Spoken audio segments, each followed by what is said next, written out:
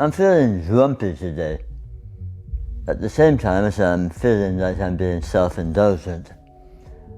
Part of me says, cheer up, you old sod, don't be so negative. Look how much you have to be thankful for. Which makes me even more grumpy. So, please excuse me if I'm a bit more outspoken than usual in this video. Hi, the grumpy version of Ray here.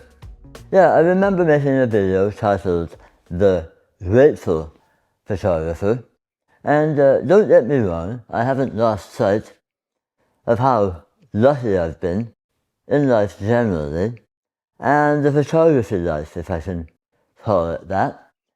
Well, I wouldn't have it any other way. And this YouTube adventure, it has truly opened up all kinds of opportunities that I'm really happy about. Maybe I should walk back the word lucky as well, because I earned most of what I have through work and hard-won experience, mistakes and all, maybe the best learning experience. So what set me off? I mean, I've spent the last week or so testing new equipment, and a few hours with the new firmware 2.0 for the Nikon Z6 III. It's a great time, in general, to be a photographer, and I'm damn proud to have stuck with photography as a profession for more than 4 decades, stuck with it through thick and thin. Now, you wouldn't believe how thick and how thin, but I love the process, and I include the process of making videos for this channel for my audience. Most of the time, I'm a live and let live kind of guy. But I'm not going to lie, some things make me grumpy. I am so tired of this gear doesn't matter argument. I've made several videos on the subject, and I'm not going to re-litigate it in this one, other than to say, in brief, yes, it does. You can't make a photograph without technology. Photography is a technology-based, technology-dependent image-making process. It really shouldn't need saying that buying a new camera won't, strictly speaking, make you a better photographer. That's definitely a the statement, but it might help you get a shot you couldn't with your old camera. Think about the revolution that faster emulsions brought to film cameras. I mean film in the broad sense of sensitized substrates, glass, metal, paper, whatever. That advance literally made it possible to capture moving subjects. Look at the early street scenes. There's no people in them, because exposure times, they were recorded in multiple seconds, if not minutes. You can see the parallel, I think, in terms of the development of faster sensors today. Stacked, semi-stacked, and so on. As I say, I don't want to get bogged down in this, but it's an example of the kind of uninformed opinion that seems to get endless airtime and approval, and often, I'm afraid to say, from people of my age. And it's also expounded by young photographers. I'm not sure why. Certainly a lack of historical knowledge might be a factor. I have nothing against shooting film as well, as an example of shunning progress or returning to basics.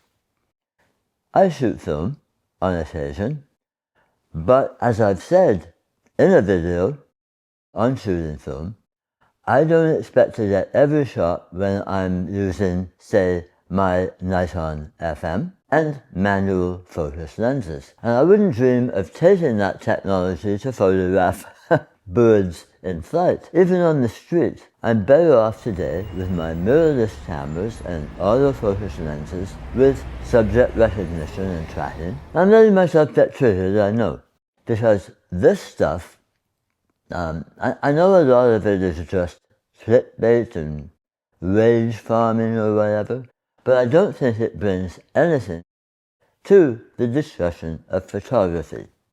Nothing at all. So excuse the old man rant. When I run across 24-year-olds claiming that technology is killing photography, bro, I'm like, no, it's not, bro. That kind of statement it's beyond hyperbole, it's drivel. Again, I've made the comparison. The technology is destroying the art of photography meme. And by inference, if shunning advances could make you a better, purer photographer / artist, why not just abandon lens-based art? I hate that term. Grab a pot of red ochre and find a nice, unadorned cave wall somewhere and pour out your inner hunter-gatherer. Why am I seeing this stuff? Thanks, algorithm. I mentioned a few days ago in a post the new YouTube hype button. It's been rolled out in a few countries now. I'm seeing it, the button I mean, on my videos. And thanks to the people who've hyped my videos. Evidently, it's designed to promote smaller channels, as small as 500,000 subscribers, so my tiny channel stands to benefit. I'm grateful. Maybe I'll see 10,000 subscribers soon. At an average 3 subscribers a day right now. So what's that? Maybe by November. I realize there's nothing I can do about opinions and misleading information that I take umbrage with. And if I worried about all the misinformation circulating throughout the world, I'd get nothing done. So it's not as if I let it interfere with my work, and I've been getting a lot of work done this year. I can't believe it's September already.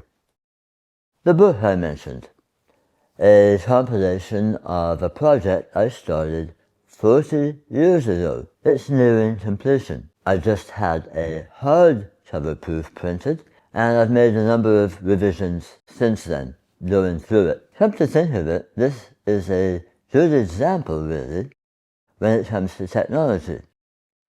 A lot of the anti-tech people like to point to photographers of yesteryear, and I guess I might be counted amongst them. With their antique cameras, how they made great photos with that old technology. Yeah, the photos in this collection were made with a 1950s Mamiya Flex medium format camera, as if that technology was somehow inferior or amateur.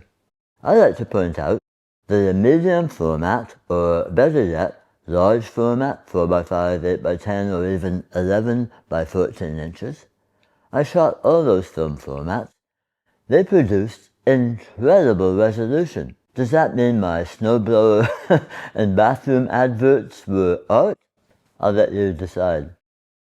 Meanwhile, I'm eager and excited to get out with my mirrorless cameras, and I'm not worrying about whether their algorithms are killing my creativity, whether I should sell them and revert back to DSLRs to regain an ounce of respectability. Yeah, it's bizarre to hear people barely out of their teens make this argument, because I'm still trying to make the next photograph that pleases me. And I'm not afraid to display my humble attempt at making a contribution in this crowded space. Some people are of the opinion that my photos suck. Fine.